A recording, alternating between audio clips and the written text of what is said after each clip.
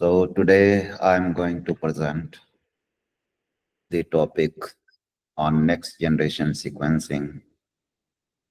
So here, first part is basic introduction about next generation sequencing and its application in different fields, such as in clinical perspective.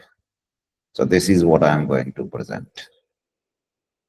So the goal normally, for example, if we are looking for clinical perspective, then it is key opportunities and challenges associated with clinically diagnostics, genome sequencing.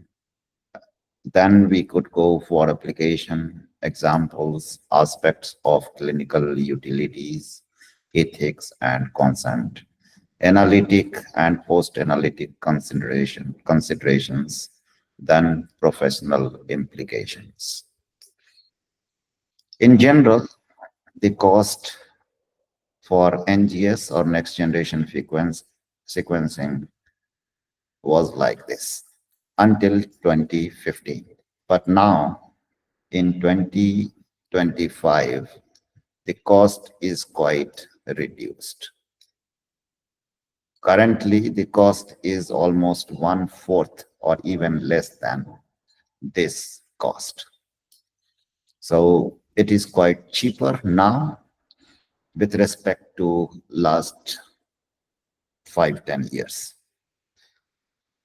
And let's say NGS platforms, there are different platforms. For example, Illumina, Oxford Nanopore, and some more. So they differ in design and chemistry.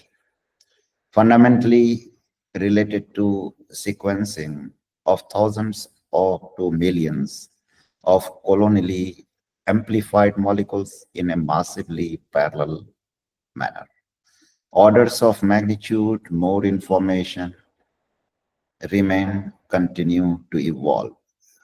They are attractive for clinical applications, individual or personalized sequencing assays are also possible. They are sometimes costly and laborious.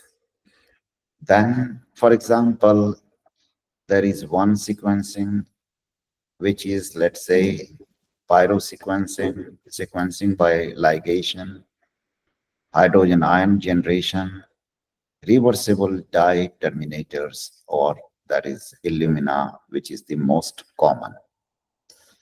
Okay, so here there are different companies which are involved in development of these platforms: Specific Biosciences, Helicos, Napsys, VZGen, Biotechnology, Complete Genomics, Oxford Nanopore Technology.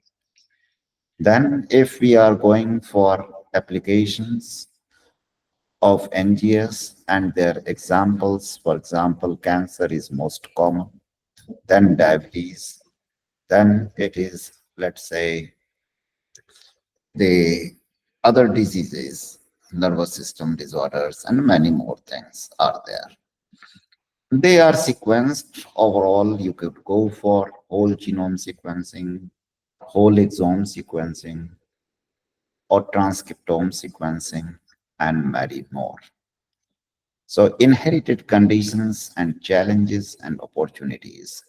The challenges are monogenic disorders, novel missense mutations, germline mosaicism, structural aberrations such as structural variants, imprinting effects, epigenetic disorders. Now, opportunities, multifactorial disease could be understood, risk loci, pathogenicity, reference human genome, and comparative analysis, diagnostic features. Diagnostic challenges could be handled. Many applications are for NGS. So let's say this is best applied for personalized therapeutics. Now, the next is NGS application examples in detail: cancer, risk assessment, It is again somatic or driver mutation. It is also called driver or passenger mutations, miRNAs, methylation, epigenetic changes, alteration in gene expression, molecular profiling, tumor subgrouping, patient stratification, tumor stratification, predictions of therapeutic responses in case of personalized therapeutics, therapeutic monitoring, prognosis. So these are detailed applications. Now, application examples eh, in new plastic conditions. Here you could go for mutation panel screening, exome, transcriptome screening, genome sequencing, comparison to normal tissue and reference sample. Then there are some references where you can go and search for sequencing samples. Then NGS analysis in different conditions, quantitative nature of NGS, improvement versus chip technology, gene expression tests, germline DNA characterization. Here, another way of considering the NGS application in terms of examples. RNA-Seq or DNA sequence changes, copy number alterations, DNA rearrangements, RNA expression profiles, methylation, or also there is another thing called these days ATAC-seq and ChIP-seq, that is transcription factor binding site enrichment analysis. So a single method usually provides only part of this variety of information. Cost, specimen type, and application considerations are important for NGS applications. Now, in NGS, here, let's say significant false positive rates are present. Mutational confirmation, usually by Sanger sequencing, will platform evolution eliminate it. And then variable percent tumor cells and variable percent tumor cells with secondary mutations may overlap with NGS. False positive rate, FPR. Low level of mutations not easily detected by Sanger sequencing. Without more sensitive mutation screening, these things, for example, here. Then numerous heterogeneous aberrations, let's say oncologic applications, need algorithm development. Clinical utilities, balance of net health benefit versus harm or disadvantage. NGS transformative for personalized treatment of the complex human diseases. Clinical indication, such as it includes test rational patient population and clinical scenarios. Principle of comparative effectiveness require individual evidence-based approach for each patient. Then clinical utility and challenges. Here, which variants are clinically actionable? Development of evidence-based scientific and standards to evaluate its utility in different patient population for accurate risk estimation, risk of overinterpretation, unnecessary medical action, unwarranted psychological stress, careful selection of patients for genome sequencing and genetic counseling are crucial. Then, so some of the ethical concepts and ethical issues which needs to be considered for handling human or animal samples. Finally, there are more things which you could see. Okay, so now analytical considerations are more important for NGS or all the high throughput data. So challenges are sequences are not truly complete, gaps in reads, GC in reach regions, So bioinformatics limitations with indel variation or indel variant callings are there. Gold standard comparison, for example, Sanger sequencing. However, the technical capabilities are dwarfed by NGS.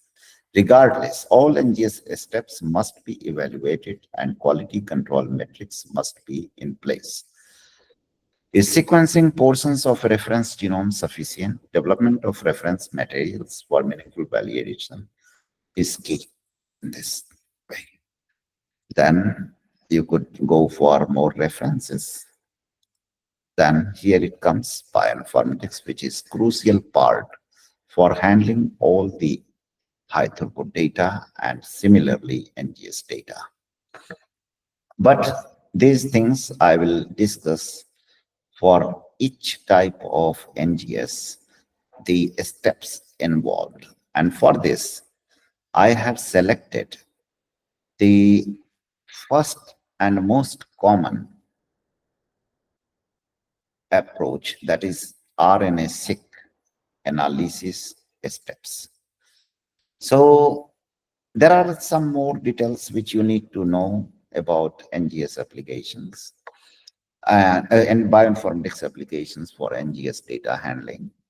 And these are some of the things which are mentioned here.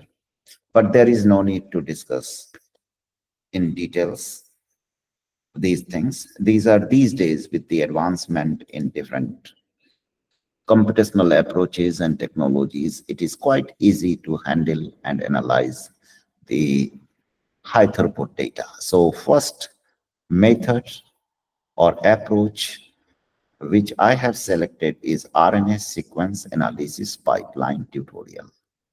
So here I am going to explain the details. What are the steps involved for RNA-Seq? From sample preparation to analysis, complete analysis. So what is RNA-Seq? Let's say RNA-Seq or RNA sequencing is a powerful technique for transcriptomics analysis. It allows for the quantification of gene expression levels, identification of novel transcripts, and detection of alternative splicing. Now, you need to go for experimental design, define biological questions, choose appropriate control and replicates, plan for sufficient sequencing depth. This is very crucial. So this will increase the costs when you are going for deep sequencing, further deep sequencing, depending on your requirement. Then randomize and balance sample processing to avoid batch effects. Now, sample preparation, RNA extraction, RNA quality assessment, that is RIN scores, which you need to check. And RIN score must be higher than 7. Then library preparation, library quality assessment, and quantification. Finally, sequencing, you can choose the service provider, which are more cost effective because most of the institutes, they look for cost effective services and then contact the service provider for sequencing. And finally, discuss with the team of service providers and determine the read length and sequencing depth, perform sequencing and generate raw reads. And that will be in FASTQ format. So the files you will receive will be in FASTQ formats. And most of the sequencing are in paired sequencing like R1 and R2. So these R1 and R2 samples are for one particular sample. So these files R1 and R2 will be for one sample only. And then go for quality assessment. So here you need to, so once you have FASTQ file, then you need to check the PDF file as a report generated by the sequencing facilities. And after that, you need to check these FASTQ files by using this FASTQ software which will give you the details about the read quality. And then if there is a need of removing adapters, then you can trim the adapters